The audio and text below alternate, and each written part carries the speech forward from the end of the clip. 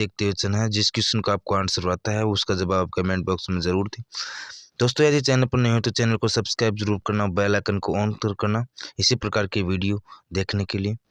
दोस्तों first question आपका जो कि एसएससी जीडी के एग्जाम में पूछा गया है कि भारतीय संविधान में आवश्यक शक्तियों का विचार किस संविधान से प्रेरित होकर लिया गया है। तो दोस्तों हम बात करते हैं भारतीय संविधान में जो आवश्यक शक्तियों का जो विचार है ये आपके आयरलैंड संविधान से प्रेरित होकर लिया गया है। तो आपका right answer option number D यानी कि आयरलैंड। नेक्स्ट क्वेश्चन आपका पूछा गया है कि ग्राड़ी नृत्य की जो शैली है किस राज्य में लोकप्रिय है।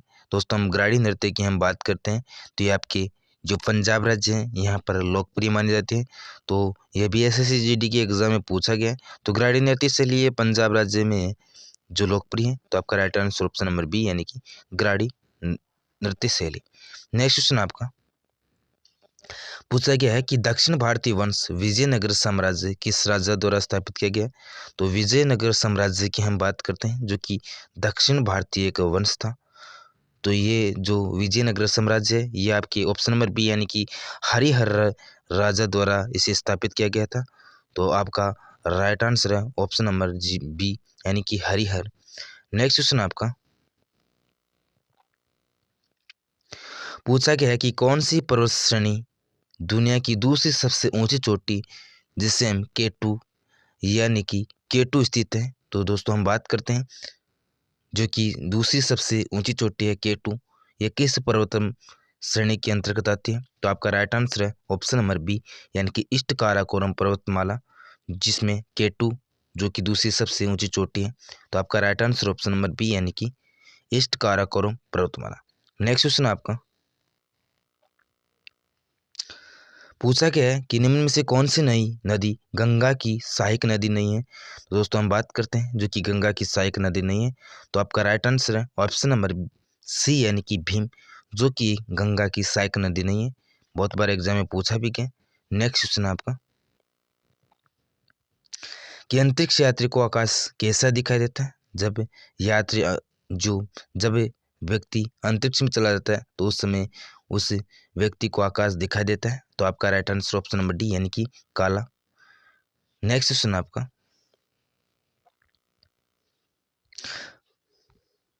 पूछा गया कि किन ग्रहों की कक्षाओं के मध्य क्षुद्र ग्रह बेल्ट होती है। तो क्षुद्र ग्रह की बेल्ट की हम बात करते हैं। तो आपका राइट आंसर है ऑप्शन नंबर सी यानी कि मंगल और बृहस्पति जो ग्रह होते हैं उनकी कक्षाओं के मध्य क्षुद्र ग्रह की बेल्ट होती है। तो आपका right answer option number C. बहुत ही अच्छा और इम्पोर्टेंट क्वेश्चन है। नेक्स्ट क्वेश्चन आपका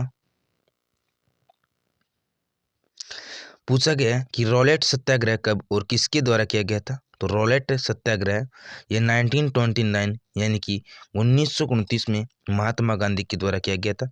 तो आपका right answer option number C यानी कि महात्मा गांधी के द्वारा। रॉलेट एक्ट एक ऐसा रॉलेट एक्ट को महात्मा गांधी ने काला कानून भी कहा था क्योंकि इसमें व्यक्ति को बिना किसी कसूर के ही फांसी दे दी जाती थी।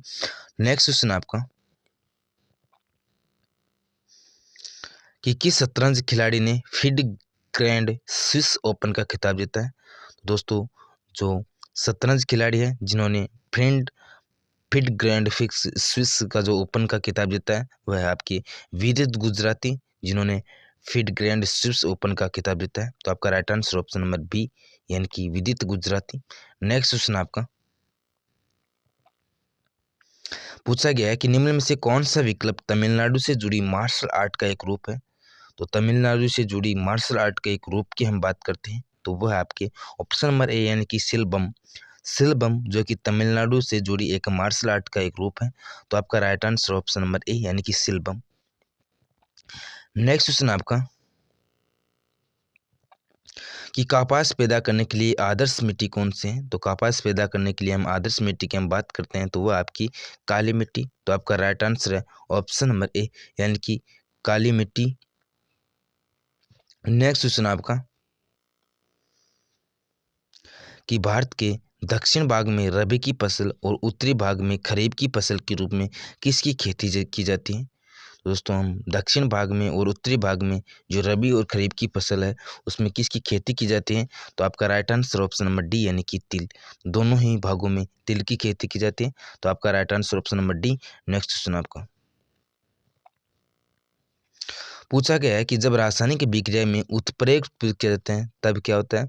तो जब रासायनिक विक्रिया में उत्प्रेरक प्रयुक्त किए जाते हैं उस समय दोस्तों सक्रिय ऊर्जा प्रवाहित होती है, तो आपका राइट आंसर है ऑप्शन नंबर बी यानी कि सक्रिय ऊर्जा प्रवाहित होती है। नेक्स्ट क्वेश्चन आपका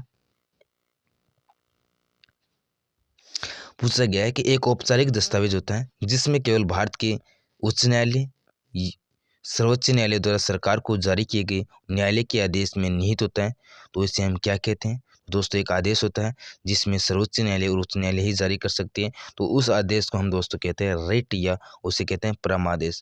तो आपका राइट आंसर है ऑप्शन नंबर सी यानी कि रिट और परमादेश। नेक्स्ट क्वेश्चन आपका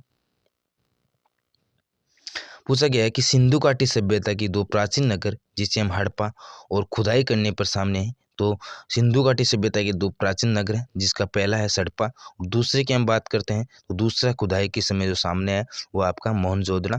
तो आपका राइट आंसर है ऑप्शन नंबर सी यानी कि मोहनजोदड़ो। दोस्तों बहुत बार एग्जाम में पूछा भी गया इस क्वेश्चन को। नेक्स्ट क्वेश्चन आपका कि भारत का दक्षिणतम बंदरगाह किस राज्य में स्थित है? तो भारत का दक्षिणतम बंदरगाह की हम बात करते हैं तो आपका right answer option number B यानी कि तमिलनाडु राज्य में स्थित है भारत का दक्षिणतम बंदरगाह। बहुत बार इस क्वेश्चन को एग्जाम में पूछा भी गया। नेक्स्ट क्वेश्चन है साथियों आपका कि भारत के किन सामानों में मशीनीकृत उद्योगों के युग से पहले अंतर्राष्ट्रीय कपड़ा बाजार में अपना वर्चस्व स्थापित किया था? तो हम वर्चस्व की हम बात करते हैं आधुनिक जो मशीनीकृत उद्योगों की हम बात करते हैं जिससे पहले अंतर्राष्ट्रीय बाजार में कपड़ा बाजार में जो हम वर्चस्व स्थापित किया था वह आपकी रेशमी और सूती माल। तो आपका right answer option number C यानी कि रेशमी और सूती माल जो कि मशीनी मशीनीकृत उद्योगों के युग से पहले अंतर्राष्ट्रीय कपड़ा बाजार में अपना वर्चस्व स्थापित किया था। नेक्स्ट क्वेश्चन है कि ठंडी हवा की परत के जरिए बारिश के पानी से गुजरने पर क्या बनता है? तो दोस्तों हम बात करते हैं कि ठंडी हवा की परत के जरिए बारिश के पानी के गुजरने पर दोस्तों ओलावृष्टि होती है यानी कि ओला गिरने की संभावना होती है। तो आपका राइट आंसर है ऑप्शन नंबर ए यानी कि ओला। नेक्स्ट क्वेश्चन आपका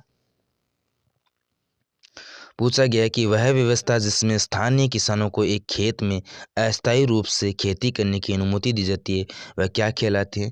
दोस्तों जब स्थानीय किसान है उसे अस्थायी रूप से किसी खेत में काम करने के लिए या खेती करने के लिए दी जाती है तो उसे हम कहते हैं टोंगिया कृषि। तो आपका right answer option number C यानी कि टोंगिया कृषि। बहुत बार एसएससी जीडी की एग्जाम में पूछा गया है। नेक्स्ट क्वेश्चन आपका कि प्रकाश की एक किरण एक अवतल दर्पण पर इसकी मुख्य अध के समांतर आपादित की जाती है, परावर्तन के पश्चात इसका जो आकार है किस प्रकार हो जाएगा? तो जब प्रकाश की किरण जब अवतल दर्पण इसके मुख्य अध के समांतर आपादित किया जाते हैं उस समय परावर्तन के पश्चात जो प्रकाश की किरण है यह मुख्य फोकस से होकर गुजरेगी। तो आपका राइट आंसर है ऑप्शन नंबर डी यानी कि मुख्य फोकस। तो आपका राइट आंसर है ऑप्शन नंबर डी। चैनल को सब्सक्राइब जरूर करें और इसी प्रकार वीडियो देखने के लिए। दोस्तों सभी क्वेश्चन इंपॉर्टेंट है एसएससी जीडी के एग्जाम में बहुत बार पूछे गए। जय हिंद दोस्तों। जय भारत।